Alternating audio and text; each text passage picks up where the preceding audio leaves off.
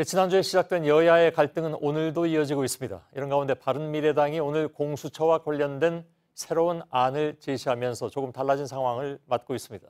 민주당과 여야 4당이 이 안에 대한 논의에 들어갔습니다.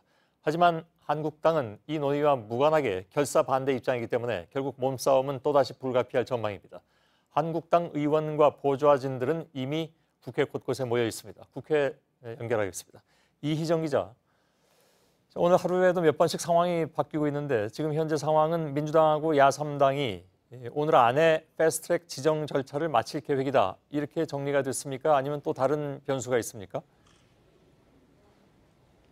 네, 여전히 확정적으로 좀 말씀드리기는 어려운 상황이지만 일단 패스트트랙 상정을 시도할 걸로 보입니다. 오늘 오전부터의 상황을 좀 설명드리면요. 바른미래당 측에서 새로운 공수처 법안을 제안했습니다.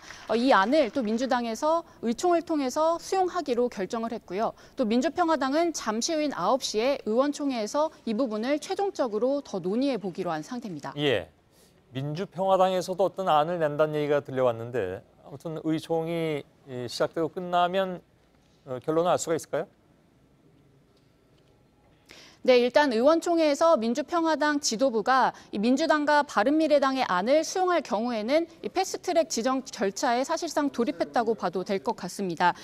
평화당 지도부는 어떻게든 오늘 안에 이 패스트트랙 완료를 좀 마무리하겠다라고 이미 밝힌 상황이어서 이쪽에 좀 더 무게가 실리고 있고요. 그리고 별개로 4개 특위와 또 정개 특위는 일단 오후 10시에 동시에 열리기로 일단 일정을 잡아놓은 상태입니다. 예. 그러면 민주평화당은 지금 9시부터 의총인 것으로 알고 있는데 새로운 안을 내놓는 건 아닌가요?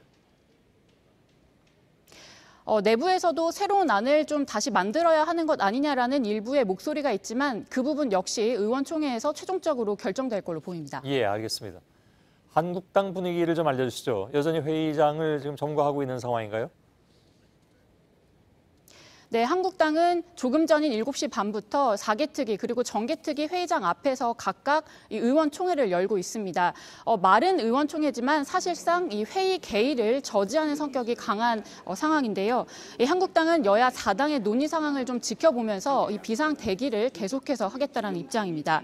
4개 특위든 정개 특위든 일단 정족수 이상의 의원들이 이 회의장 안으로 들어와야 하기 때문에 이 과정에서 추가로 또 물리적인 충돌이나 그리고 비상 상황이 또 발생할 수 있기 때문에 의원들과 보좌진 모두가 계속해서 비상 대기를 하겠다는 입장입니다. 예. 자, 만일에 회의를 개의하려고 시도를 한다면 또 몸싸움 사태가 벌어질 가능성이 클 것 같습니다. 이미 검찰 고발도 지금 무더기로 이어지는 상황이잖아요. 네, 회의 방해 혐의 등으로 검찰에 고발된 피고발자만 양측 모두 합해서 100여 명이 넘습니다. 민주당은 지난 26일에 1차로 한국당 의원 18명을 고발했고요. 오늘도 추가로 19명을 고발했습니다. 정의당도 오늘 한국당 의원 40명과 또 보좌진 2명을 해서 42명을 고발했고요. 그러자 한국당도 민주당 측 17명 추가 고발을 하고 또 한국당에서는 한국당을 향해서 이 도둑놈이라고 발언을 한 민주당 이해찬 의원 역시 추가 고발을 하겠다라고 밝힌 상태입니다. 민주당 홍영표 원내대표는 4개 특위 그리고 정개 특위 회의장에 들어갈 때 한국당이 또다시 몸싸움을 벌인다면 3차, 4차 고발도 자시하지 않겠다고 밝혔습니다. 예, 알겠습니다. 국회에서 이희정 기자였습니다. 자, 이렇게 극한 충돌이 며칠째 이어지면서 정치권에 대한 여론도 많이 나빠지고 있습니다. 이를 반영하는 듯 청와대 게시판에는 자유한국당을 해산해달라는 청원이 올라오기도 했는데 오늘까지 일주일 동안 50만 명이 넘는 사람들이 동의했습니다. 오늘은 민주당을 해산해달라는 청원도 올라왔습니다. 김나한 기자입니다. 지난주 청와대 국민청원 게시판엔 자유한국당을 해산해달라는 청원이 올라왔습니다. 한국당이 국민의 세비를 받는 국회의원으로 구성됐음에도 장외투쟁과 정부 입법 발목 잡기를 한다는 이유가 적혔습니다. 이 청원에 어제 20만 명 이상이 동의한 데 이어 오늘 오후까지 동의 버튼을 누른 사람이 50만 명을 넘었습니다. 지난주 목요일부터 여야 간 충돌이 극에 달하면서 주말부터 동의 수가 크게 늘었습니다. 한국당 해산 청원에 대한 소식이 알려진 오늘 더불어민주당을 해산해달라는 청원 역시 여러 건 올라왔습니다. 현재 동의 수가 3만 명 정도인데 오후부터 급격히 늘고 있습니다. 청와대 청원 게시판 소식에 대해 한국당 관계자는 청원 게시판이 제대로 기능을 못해 민주당 해산을 바라는 국민들은 어제 오늘 제대로 투표할 수 없었다며 게시판의 숫자가 여론을 반영하는 건 아니라고 말했습니다. 오늘 청와대 게시판은 접속자가 폭주하면서 하루 종일 정상적으로 작동하지 못했습니다. 청원 게시판의 동의 건수가 20만을 넘으면 정부 관계자가 반드시 답변을 하는 게 청와대 원칙입니다. 하지만 여당 관계자는 국회 협상과 관련된 사안에 정부가 답을 내놓긴 쉽지 않을 것이라고 했습니다. JTBC 김나은입니다. 지난주 국회 몸싸움 현장에는 의원들뿐만이 아니라 많은 수의 보좌진들이 눈에 띄었습니다. 당 지도부나 의원들 지시로 동원된 경우가 대부분이라고 하는데 여야 지도부는 상대 보좌진들에게도 법적 책임을 묻기로 했습니다. 보좌진들 사이에서는 시켜서 따랐을 뿐인데 먼저 사법 처리 대상이 되는 것이 아니냐 하는 걱정이 나오고 있습니다. 노진호 기자. 가장 치열한 몸싸움이 벌어졌던 26일, 여야는 모두 보좌진을 대거 동원했습니다. 여야는 아수라장에 동원된 보좌진에게도 법적 책임을 묻겠다고 밝혔습니다. 회의 질서 유지를 방해하는 국회의원이든 보좌관이든 당직자든 예외 없이 고발하겠습니다. 국회 익명 게시판에는 하소연이 이어지고 있습니다. 한 보좌진은 영감들은 연봉 1억 받고 문제 생겨도 동료 의원들이 지켜줄 것이라며 보좌진은 내일을 보장받기 어려운 비정규직 신분이라고 말했습니다.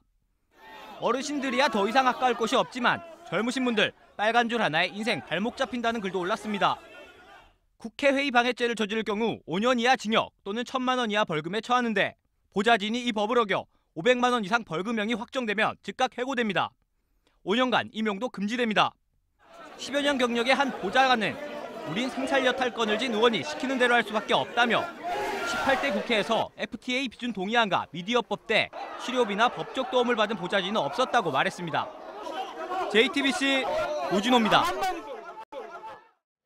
이번 패스트트랙 처리 과정에서 몸싸움을 벌인 국회의원들을 서울중앙지검 공안 2부가 수사하기로 했습니다. 앞서 더불어민주당은 자유한국당 의원들이 물리력을 행사한 것은 국회법 위반이라면서 박영원 의원 등 20명을 고발했습니다.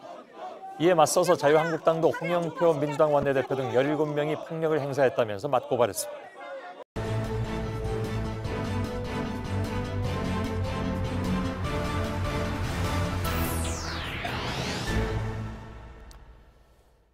뉴스룸의 앵커 브리핑을 시작하겠습니다.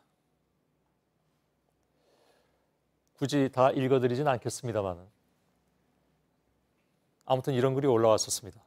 난데없이 등장한 국민청원 글은 얼핏 장난같이 보였지만 만드는 입장에서야 장난으로만 받아들일 수는 없었죠.